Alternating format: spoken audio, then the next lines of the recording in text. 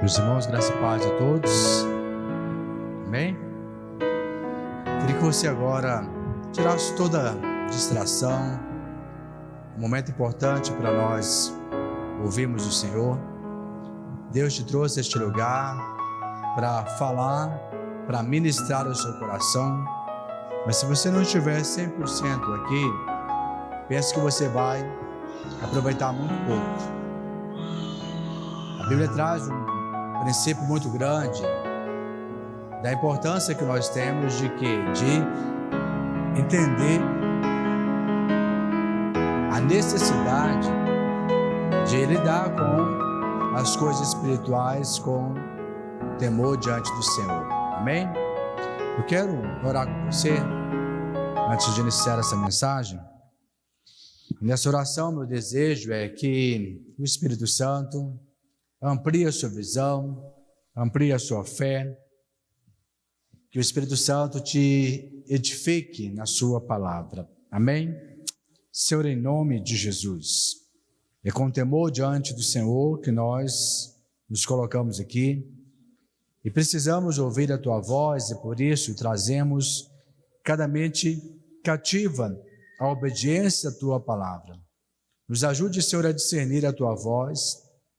Nos ajude, Senhor, a perceber o teu falar, para sermos fortalecidos e edificados no Senhor. Amém? Muito bem? Quando você abrir a sua Bíblia, no livro de Gênesis, capítulo 2.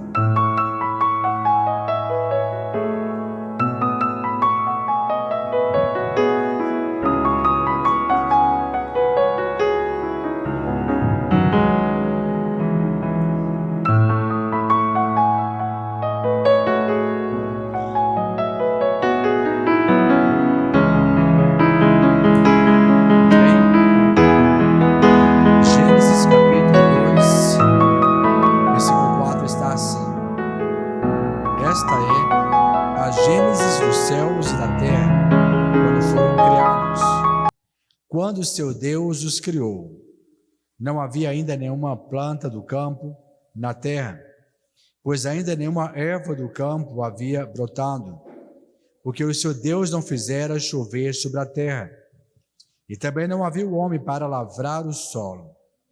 Mas a neblina subia da terra e regava toda a superfície do solo.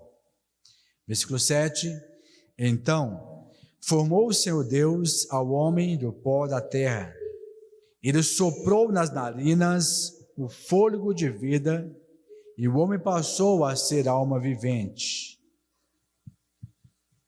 E plantou o Senhor Deus um jardim no Éden, na direção do Oriente, e pôs desse jardim, pôs nele o homem que havia formado.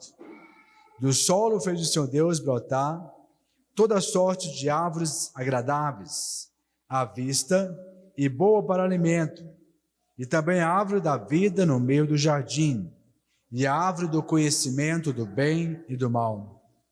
E saía um rio do Éden para regar o jardim, e dali se dividia, repartindo-o em 4 braços. O primeiro chama-se Pison, é o que rodeia a terra de Havilá, onde há ouro. O ouro dessa terra é bom. Também se encontra lá o bedélio e a pedra de ônix. O segundo rio chama-se Gion, é o que circunda a terra de Cutsi. O nome do terceiro rio é o Tigre, é o que corre pelo oriente da Síria. E o quarto é o Eufrates. Veja o versículo 15. Tomou, pois, o Senhor Deus ao homem e o colocou no jardim do Éden para cultivar e guardar. Destaque essa palavra aí. Para cultivar e guardar. E o seu Deus lhe deu esta ordem: de toda árvore do jardim comerás livremente, mas da árvore do conhecimento do bem e do mal não comerás, pois no dia em que dela comeres, certamente morrerás. Amém? Chamando a sua atenção, então, para os versículos 15 e 16. Tomou, pois, o Senhor Deus ao homem e o colocou no jardim do Éden para o cultivar e guardar. Hoje eu gostaria de falar com cada um de vocês sobre a importância de cultivar e guardar o seu jardim. Esse texto, ele apresenta a Gênesis não apenas da criação de todas as coisas, mas ele também apresenta alguns princípios importantes para a nossa jornada espiritual. O ser humano, ele é dotado de uma capacidade e de um potencial extraordinário, mas a maioria vive muito abaixo deste padrão e deste potencial. O ser humano, ele é chamado a ter uma comunhão com Deus, o Criador de todas as coisas, mas na maioria das vezes esta relação deste homem com Deus, ela é limitada a fazer coisas, de a frequentar lugares. Então, quando você não está fazendo nenhuma coisa nem outra, um certo sentido de vazio pode tomar conta da sua vida.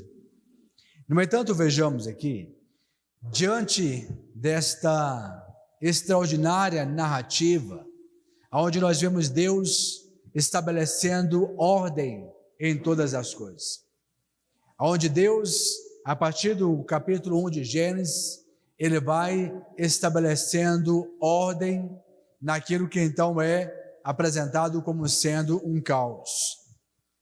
O caos se apresenta para nós todas as vezes que temos um projeto, todas as vezes que temos que lidar com alguma situação nova em nossas vidas.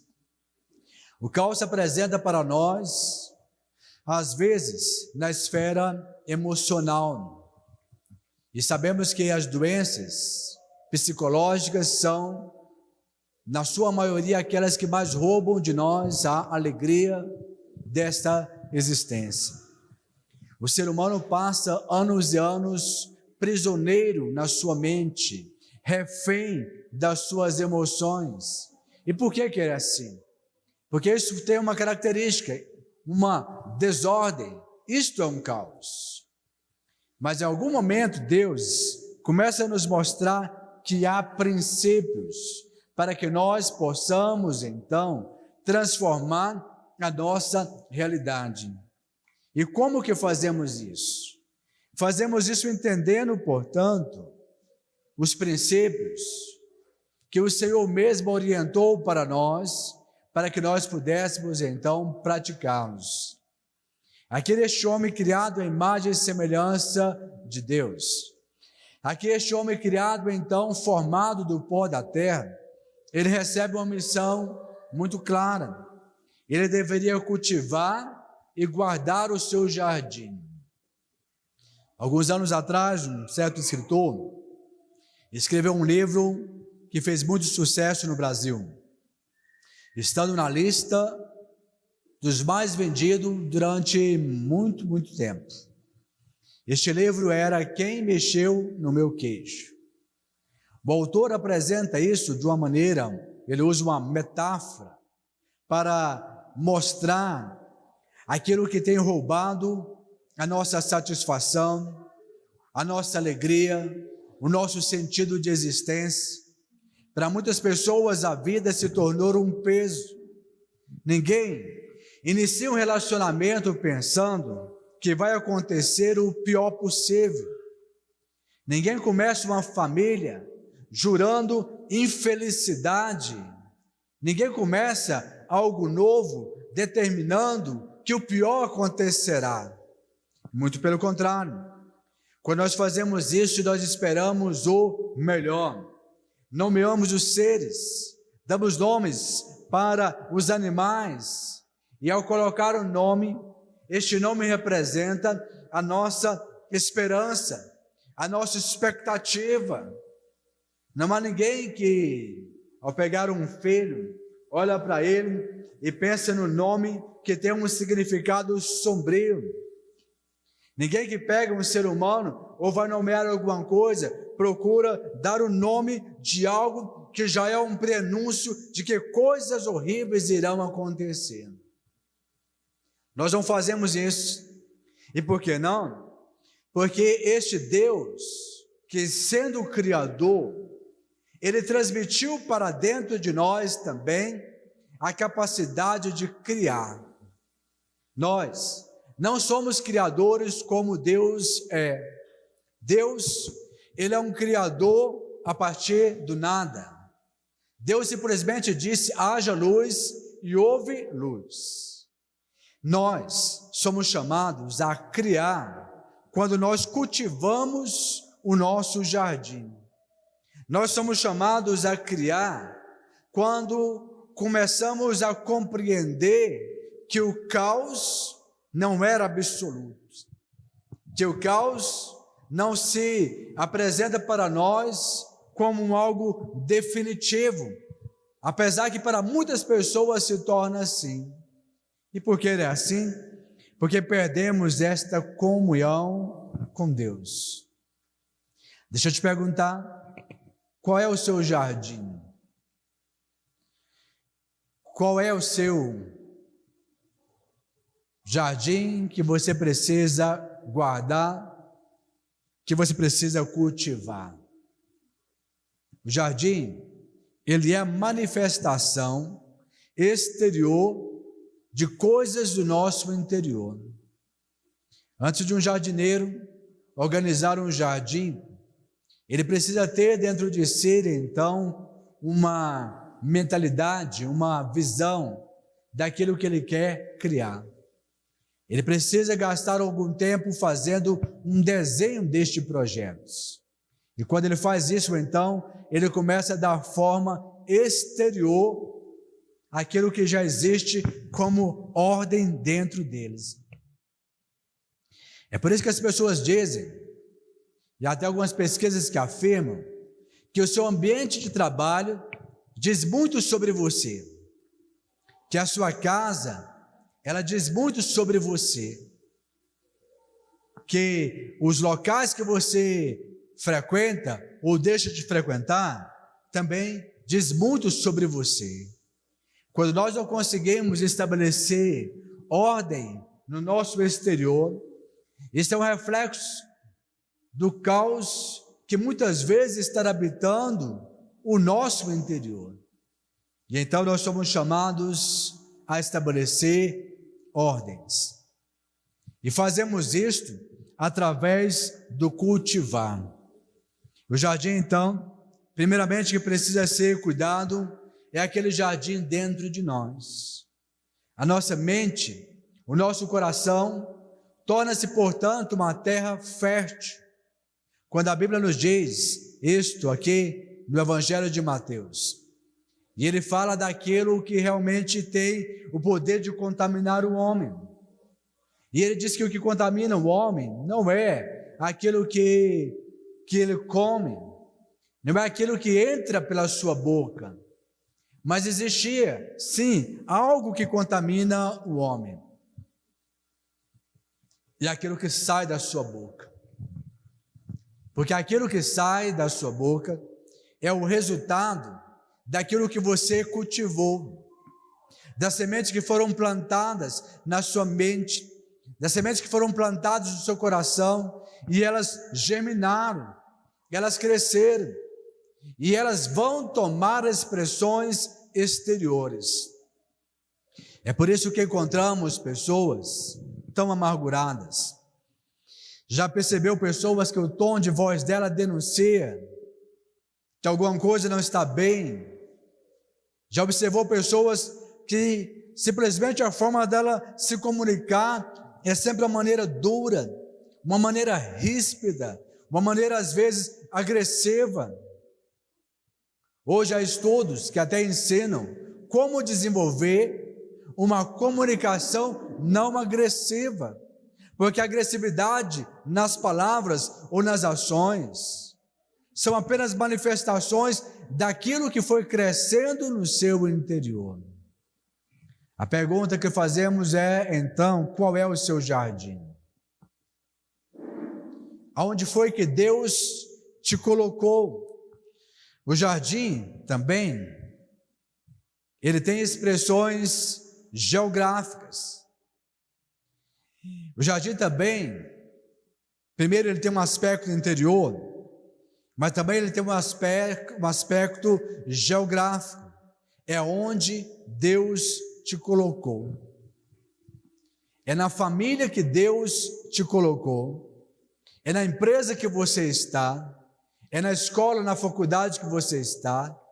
Aonde você estiver, como um local que Deus te colocou, neste mesmo lugar você vai encontrar espinhos. Neste mesmo lugar você vai encontrar ervas daninhas. Neste mesmo lugar você vai encontrar o joio. Porque o inimigo, ele vem justamente para tentar abortar, para tentar destruir e para tentar impedir que a boa semente ela cresça. Você contou a parábola do joio e a parábola do trigo. E ele disse que ele escolheu as melhores sementes. Ele lançou aquela semente. Mas enquanto eles dormiam, veio o inimigo e semeou o joio. As pessoas perguntaram ao Senhor: não semeaste boa semente? De onde procede o joio? Aí ele disse: o inimigo fez isso. E como foi que ele fez isso? Quando você deixou de guardar, quando você deixou de cultivar, quando você deixou de perceber que aquilo que eu tenho que guardar é muitas vezes algo que está debaixo de uma ameaça. Aquilo que eu tenho que guardar, que eu tenho que proteger, já traz em si, nessa mesma expressão, que é algo de grande valor, que faz com que muitas vezes inimigos se aproximem para matar, para roubar e para destruir. E muitas vezes nós não guardamos desta vigilância, porque estamos muito distraídos, estamos muito ocupados com outras coisas e perdemos o senso da nossa responsabilidade daquilo que nós cultivamos. Um certo poeta chegou a dizer que você será eternamente responsável por aquilo que você cativa. Você será eternamente responsável por aquelas coisas que você então se volta para elas. E mesmo aqui, na experiência de Gênesis, nós vamos perceber que este homem começa a perceber algumas necessidades de ordem social, de ordem afetiva. E isso, irmãos e irmãs, fez com que ele deixasse de considerar que havia inimigos. Não pense você que todas as pessoas que você conhece querem o seu bem. Não pense você que você está cercado por pessoas que estão torcendo pelo seu sucesso. Não pense você que as pessoas estão incentivando todos os momentos para que os seus sonhos sejam realizados. Muito pelo contrário, na nossa jornada, nós vamos ter que lidar com os gigantes. Na nossa jornada, nós vamos ter que lidar com fortalezas. Na nossa jornada, nós teremos que lidar com montanhas. Mas o seu grande desafio não são os gigantes. Os seus grandes desafios não é as fortalezas. O que requer muito de você não é nem mesmo a mais altas das montanhas que você precisa escalar. Mas o seu maior desafio são as pequenas coisas, o que a Bíblia vai chamar das raposinhas. Se você examinar as Escrituras, o livro de Cantares, por exemplo, no capítulo 2, veja comigo esse texto.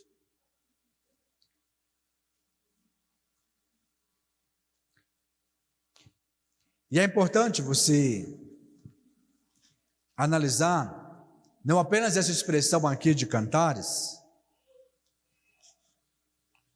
mas em todas as vezes que a expressão raposinhas aparece na Bíblia. Veja assim o versículo 15 do capítulo 2 de Cantares.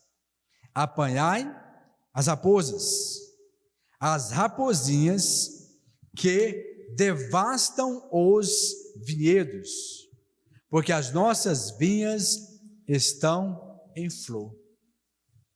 Em outro texto, ali, onde essa palavra aparece, nós vamos observar essas mesmas advertências. Há outro texto até que ele vai dizer o seguinte: olha, esse muro, ele tem fortes fundamentos, mas uma raposinha é capaz de destruí-los. Note, então, que às vezes gastamos muito tempo lutando contra os gigantes, e vencemos os gigantes, destruindo as muralhas como Josué fez. Mas qual é o perigo das raposinhas?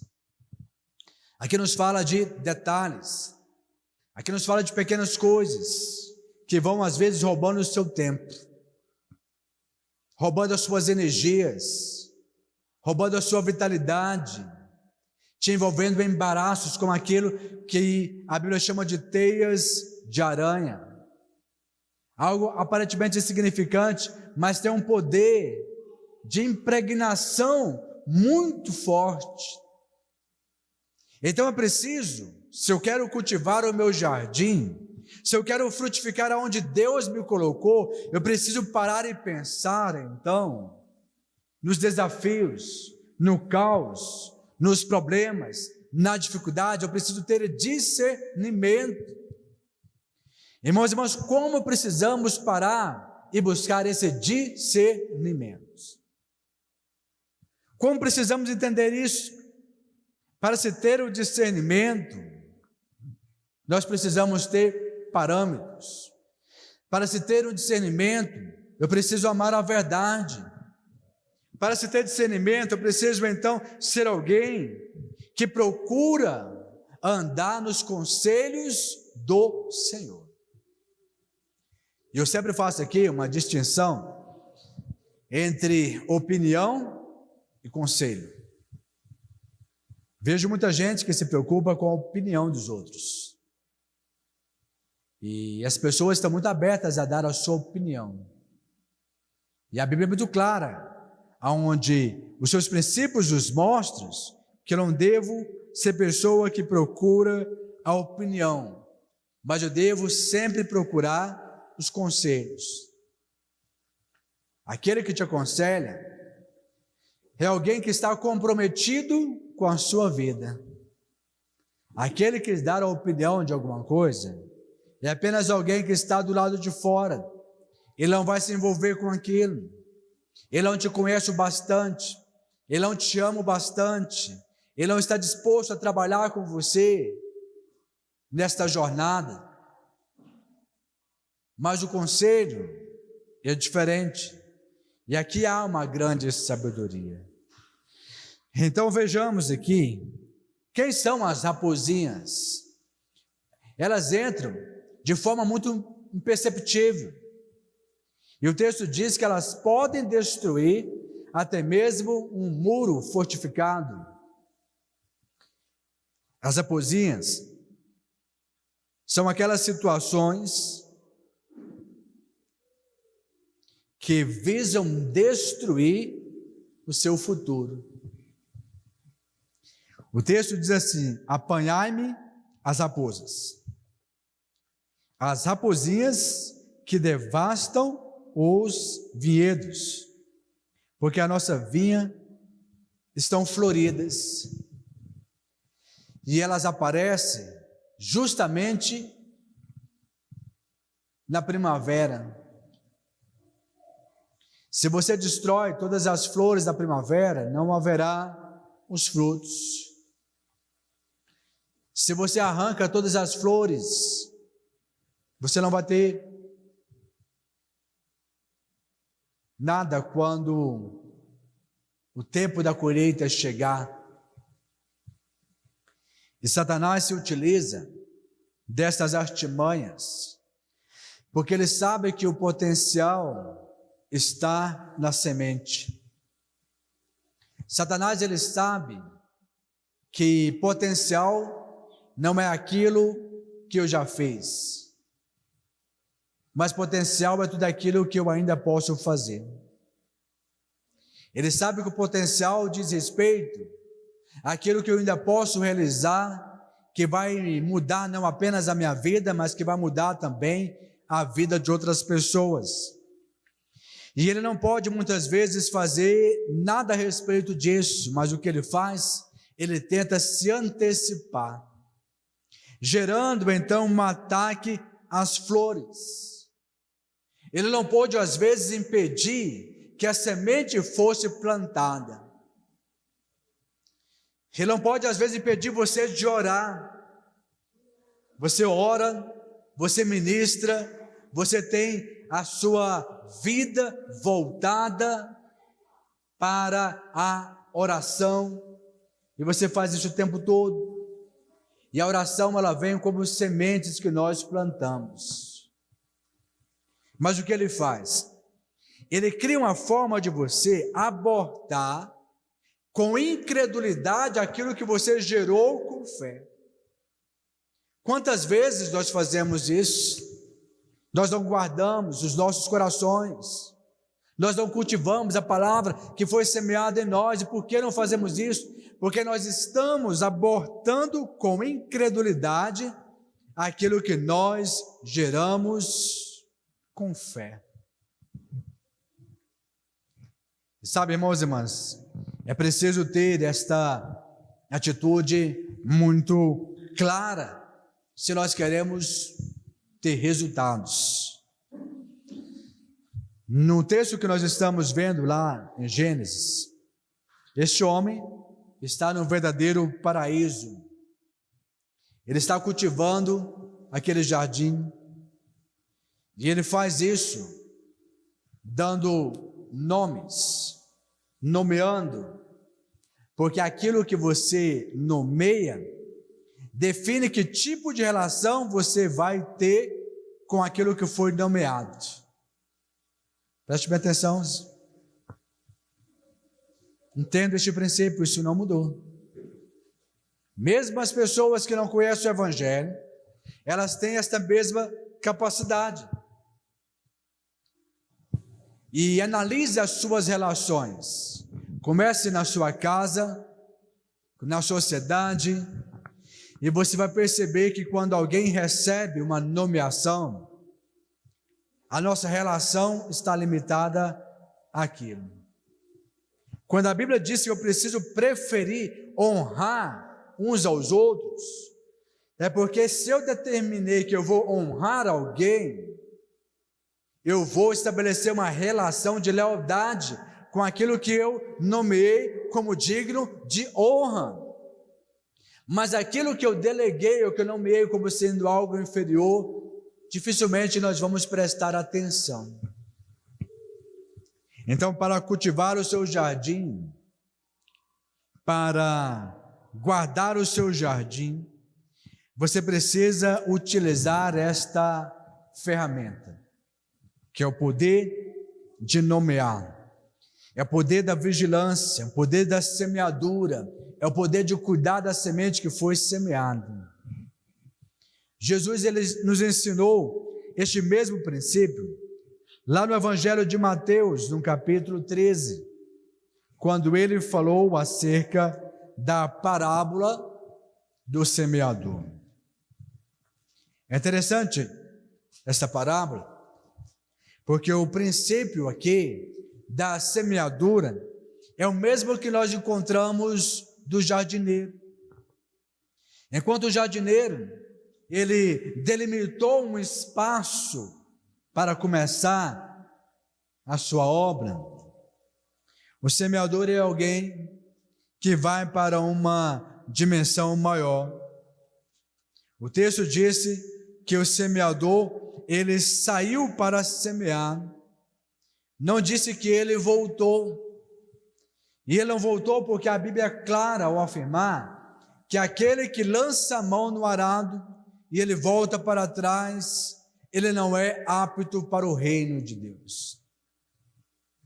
Ele lançou a sua semente, ele saiu, e à medida que ele ia encontrando solos diferentes, isso não fez com que ele recuasse, porque o texto disse: lança a tua semente e não retire as tuas mãos. Você não sabe se essa ou aquela semente ela irá germinar, mas você tem que saber que são as raposinhas, que são coisas pequenas, que têm um poder de inflamar, de aprisionar, de fazer com que você muitas vezes se torne um solo fértil para espinhos, para abrolhos, para joio, para aquilo que vai sufocar. Leia comigo o texto, versículo 3. E eis que o semeador saiu a semear, e ao semear, uma parte caiu à beira do caminho, e vindo as aves a comeram. Outra parte caiu em solo rochoso, onde a terra era pouca, e logo nasceu, visto não ser profunda a terra. 6. Saindo, porém, o sol a queimou, e porque não tinha raiz, secou-se. Outra caiu entre os espinhos, e os espinhos cresceram e a sufocaram. Outra, enfim, caiu em boa terra e deu fruto. Aí ele diz: a 100, a 60 e a 30 por um. Quem tem o quê? Quem tem o quê? Ouça. Quem tem ouvidos, ouça. Porque a fé, ela vem pelo ouvir. Quem tem ouvido, ouças. Porque aquilo que nós ouvimos vai alimentar as sementes que nós plantamos. Quais são as sementes que você está plantando no seu jardim? Quais são as sementes que você está plantando na sua jornada?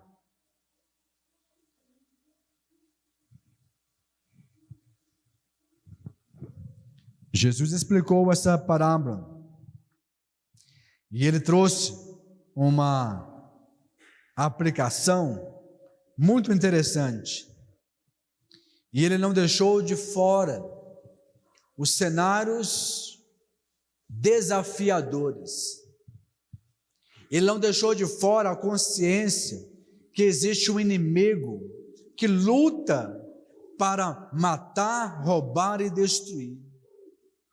Ele não deixou de fora a minha e a sua responsabilidade para com esse jardim, escolhendo bem as sementes e escolhendo bem onde nós iremos semear. Ele disse: atentei-vos, pois, a parábola do semeador, a todos os que ouvem a palavra do reino e não a compreendem. Vem o maligno e arrebata o que foi semeado onde? No seu coração, no seu jardim.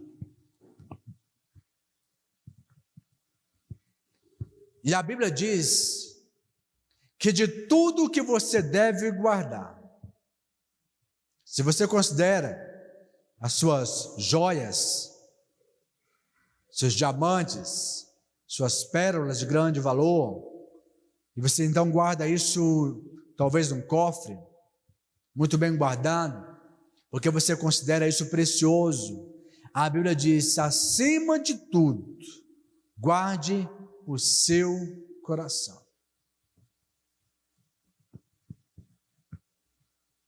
Quantas vezes nós temos lindos sonhos, projetos, e eles são minados, porque nós não guardamos o nosso coração. Quantas vezes nós começamos o dia já cheios do Espírito Santo e vamos esvaziando até chegar, né? Você sai talvez 7 horas para chegar no seu serviço, já chega lá vazio, né? O trânsito parece que vai te sugando tudo. Não faça isso. Guarde o seu coração.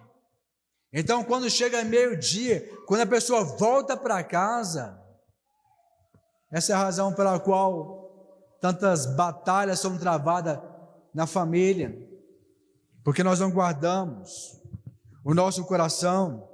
O tempo todo Satanás ele lança os seus dados inflamados. Por que ele faz isso? Porque ele sabe que na semente tem um poder de crescimento extraordinário.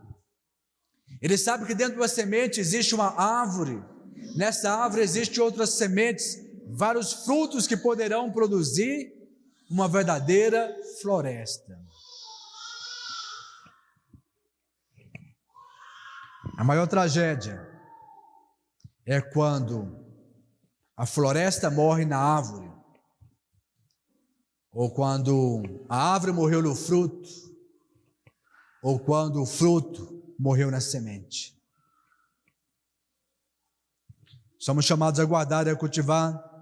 Aí ele diz assim, olha, foram os cuidados. Veja o que ele diz, um pouco mais, nesse mesmo texto. A todos compreendem. Versículo 20. O que foi semeado em solo rochoso, esse é o que ouve a palavra e a recebe logo com alegria, mas não tem o quê? Raiz em si mesmo, sendo antes de pouca duração, e em lhe chegando a angústia, ou a perseguição por causa da palavra, logo se escandaliza, logo desiste, porque o dia mau, ele vem, a angústia, a tristeza, conflitos, são muitas situações das quais nós estamos sujeitos. E a Bíblia disse que quando nós temos raízes firmadas, e essas situações se apresentam diante de nós, nós permanecemos o quê? Firmes e inabaláveis. Quantas vezes você deixou de dar crédito às promessas de Deus diante de um diagnóstico médico? Quantas vezes você deixou de dar crédito na palavra de Deus porque alguém próximo de você disse que não era possível, te desanimou, te desmotivou, te desacreditou? Quantas vezes nós atribuímos mais fé naquilo que outras pessoas estão dizendo, ao invés de nos firmarmos firmes nas promessas de Deus? Mas como isso é possível? Isso é possível quando eu começo a cultivar o meu jardim, a encher o meu jardim com a palavra viva. Um jardim precisa de água. E a Bíblia e a palavra de Deus se apresenta para nós, e apresenta para nós a água viva. O jardim precisa de sol, e a Bíblia diz que o Senhor ele vem sendo o sol da justiça para nós.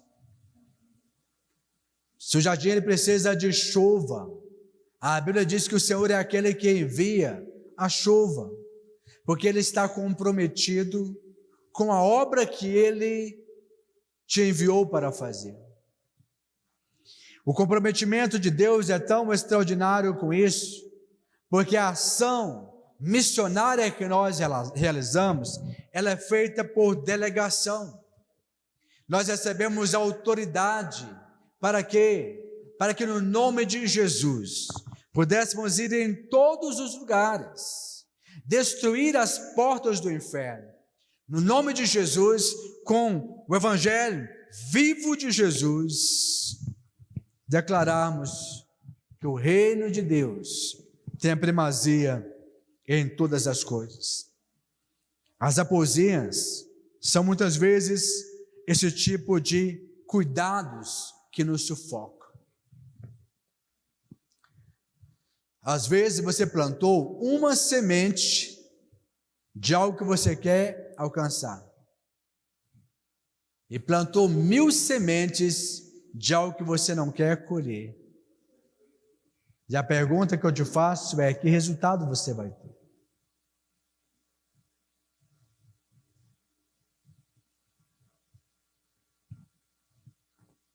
Que resultados você vai ter? Então, analise esses fatores. O homem deveria guardar aquele jardim, porque havia uma ameaça real ali. A Bíblia nos diz então que Satanás se apresentou, e ele não fez isso com ameaças, ele não fez isso levando um arsenal ameaçador. Ele entrou naquele jardim pelas brechas, ele entrou naquele jardim com algo muito imperceptível. Ele entrou naquele jardim da mesma forma que ele entra na sua vida, para destruir os seus relacionamentos, para destruir os seus projetos. Ele fez isso através de uma estratégia. Que estratégia era essa? Diga: uma boa conversa. Uma boa conversa. Algo que começou despretensiosamente. Olha que cena erudita, descontraída. Olha que interesse desta bela serpente, que apresenta com uma certa sagacidade. Olha como esse diálogo, quem conversa com essa mulher, é alguém que está interessado no bem dela. É alguém que quer dar a ela uma informação privilegiada. E é justamente esta maior abertura que nós temos para que o nosso jardim seja aberto às raposinhas. Ela não discerniu. A serpente mais sagaz que todos os animais selváticos que o seu Deus tinha feito, disse a mulher: amiga, é assim que Deus diz: não comereis de toda árvore do jardim? Aparentemente ela quer apenas que se confirme uma observação. E sabe o que é interessante? Esse diálogo começou com uma verdade. Ele não vem trazendo para você algo errado. Ele vem apresentando para você muitas vezes verdades. Toda verdade dita sem graça, ela é prejudicial. A verdade tem que ser dita em graça, senão ela vira apenas uma ferramenta para ferir. E ela está interessada, e disse: olha, enquanto você está nesse jardim, eu tenho andado por aí. Depois de um tempo, lá no livro de Jó, vai dizer que um dos prazeres deste ser é de rodear a terra, passar por ela, ou passear por ela, e ele traz informações. E ele começa com pontos positivos daquilo que você quer, e ele se torna agora um facilitador. para aquilo que ele conseguiu então despertar no seu coração. E ela esqueceu da vigilância. Se este ser tivesse sido apresentado como uma grande raposa, ela logo teria rejeitado. Se este ser tivesse apresentado como um Golias, imediatamente Adão estaria presente aqui. Mas ele veio, assim como as raposinhas, veio de maneira sutil, e é uma palavra maldita. É uma palavra que é semeada, e ela vai germinar. E é quando essa palavra germina, ela vai gerar sentimentos, ela vai gerar atitudes, ela vai gerar comprometimentos, ela vai frutificar. Veja então que aquilo agora, que a serpente vai dizer à mulher, ela deixou agora de quê? De ver aquela serpente como sendo o seu adversário. Ela começa a ver a serpente como uma amiga, dando bons conselhos, para que ela possa alcançar uma igualdade com o seu Criador.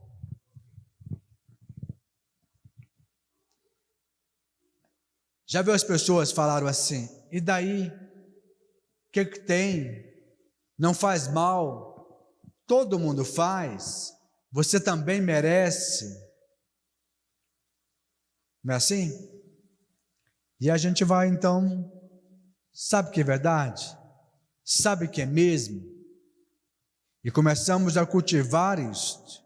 O texto diz assim, respondeu-lhe a mulher, do fruto das árvores do jardim podemos comer, mas do fruto da árvore que está no meio do jardim, disse Deus, dele não comereis, nem tocareis neles, para que não morrais.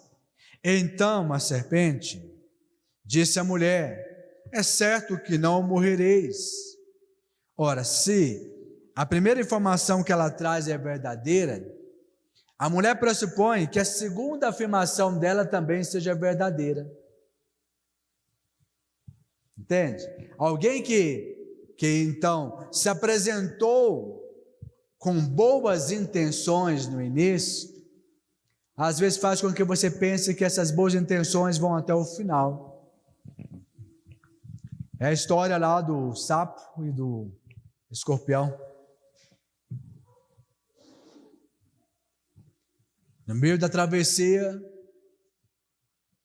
o escorpião não resistiu à sua própria natureza e matou aquele sapo que o estava ajudando, que o estava transportando.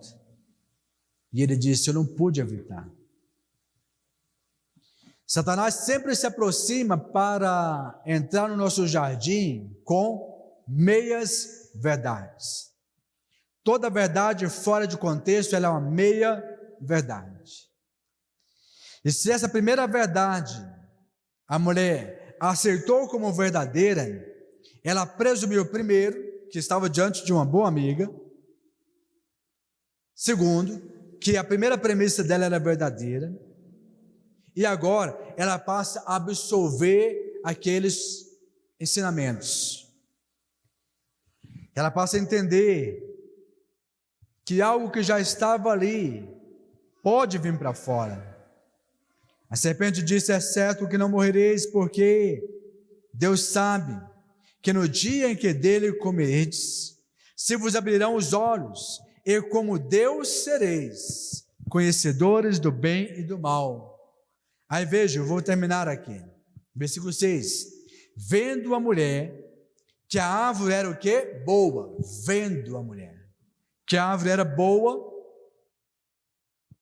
e o seu fruto, desejável, para dar entendimento, tomou do fruto, comeu, e deu também ao marido, e ele comeram. Abriram-se então os olhos de ambos, e perceberam que estavam nus. Cozeram folha de figueira, fizeram cintas para si, e quando ouviram a voz do seu Deus, que andavam no jardim, pela viração do dia, esconderam-se da presença do Senhor Deus. O maior objetivo do diabo em atacar o seu jardim é de impedir você de andar na presença de Deus. Veja o que ele diz para Abraão. Ele disse: Abraão, anda na minha presença. Isso é perfeito. Quando andamos na presença do Senhor, estamos comprometidos com o propósito dele em nossas vidas, e adorá-lo é apenas uma expressão natural do nosso ser. Quando estamos andando na presença de Deus, lâmpada para os meus pés e luz para o meu caminho é a sua palavra. Quando estamos andando na presença de Deus, eu posso perceber a beleza do jardim, da vida e de todas essas coisas que eu sou chamado a cultivar. Quando eu estou andando na presença de Deus, eu estou andando na sua luz. Isso faz com que todas as trevas sejam dissipadas. Isso faz com que os demônios sejam destruídos, que os principados sejam destruídos. Isso faz com que você ande de glória em glória. Isso faz com que você prevaleça, sabendo que em Cristo Jesus você pode se tornar mais do que vencedor.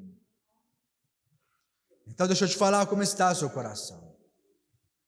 Muitas pessoas estão desanimadas, e a Bíblia disse: tome cuidado, não haja em vós nenhuma raiz de amargura,